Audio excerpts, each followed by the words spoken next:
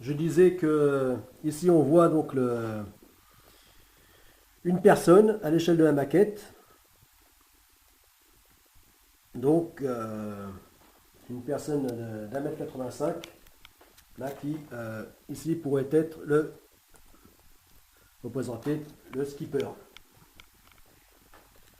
Voilà, dans le cockpit.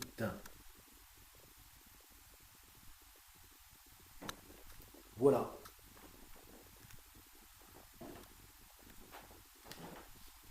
Alors,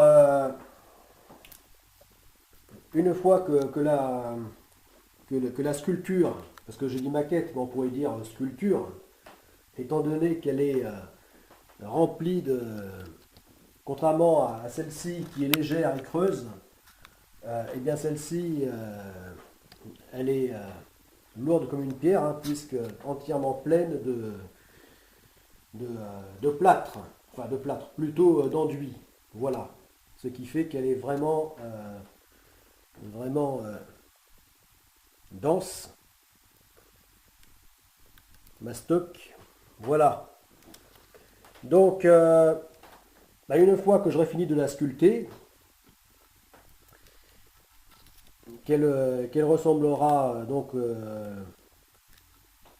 encore plus à la version définitive, eh bien, je poserai son mât. Voilà, qui sera, comme tu peux le voir là, un mât bipode. Voilà, alors ça j'en ai déjà parlé, du mât bipode. Eh bien, il aura, pour ce petit voilier océanique, comme grand intérêt d'être extrêmement solide et de pouvoir, même en cas de dématage, donc seul au large, pleine mer, et bien, en plein océan, et bien de pouvoir le remater par ses propres moyens. Voilà. Chose qui serait très difficile, voire même en général qui est tout simplement impossible de faire avec un mât classique.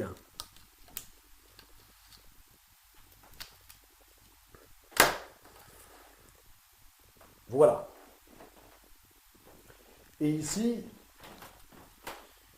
alors là dans sa version dériveur intégrale, où on voit ici le puits de dérive, eh bien voilà. Là, là, comme ça, j'espère que les personnes non initiées au nautisme, à l'univers maritime, eh bien, comprendront de quoi je parle, hein. Donc de la dérive qui se loge dans le puits de dérive. Voilà, c'est-à-dire dedans. Voilà. D'ailleurs, au départ, cette maquette, eh bien, j'avais fait donc la dérive, hein, qui se trouve d'ailleurs toujours dedans, mais coincée. Eh bien, la dérive qui pouvait donc euh, comme en réalité, donc s'escamoter, se rabattre. Voilà.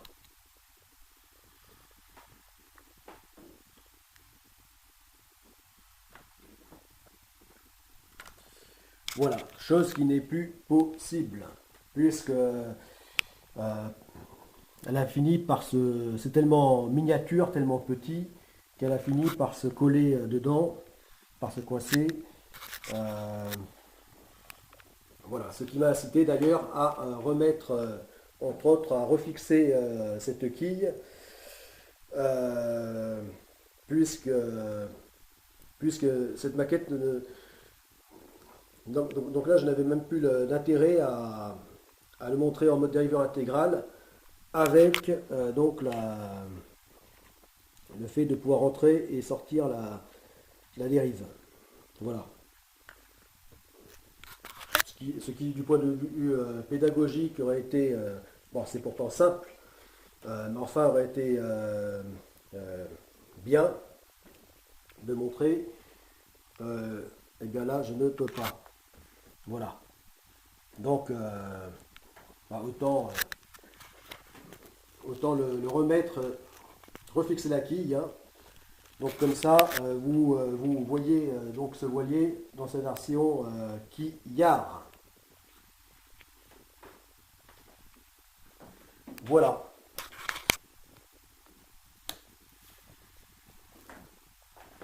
Donc là, on voit ici l'appendice des œuvres vives, c'est-à-dire immergées. Donc il sera ici la partie la plus basse, donc en dessous de la coque du voilier. Et là, la partie des œuvres mortes, c'est-à-dire émergées, qui sera la plus élevée. Voilà. Alors bien que le mât sera nettement plus court que dans sa version originale, telle que l'a conçu l'architecte naval, euh, c'est-à-dire qu'il ne fera qu'une dizaine de mètres de longueur, hein, de hauteur au lieu de 12 mètres, eh bien, donc, donc ça, du bas de sa dérive, donc en position basse, à sa tête de mât, il approchera quand même des 15 mètres de hauteur totale.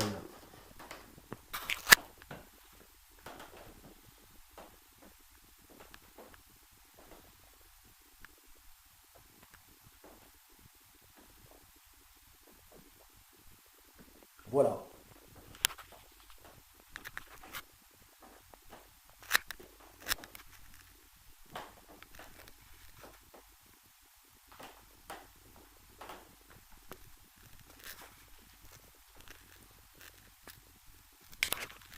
Bon, eh bien, on peut toujours en dire plus, mais là j'en ai assez dit. De toute façon,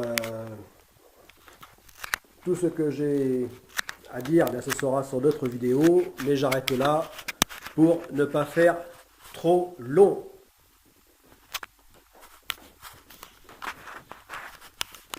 Enfin voilà donc le voilier, le petit d'acier.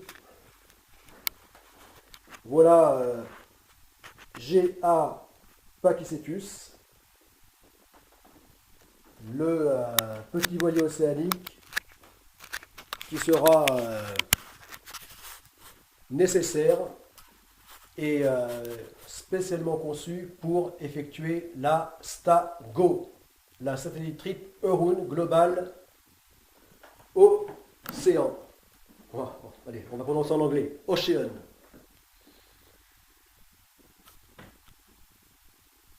Voilà, les amis du projet Codesarc. C'était Tolric. A plus.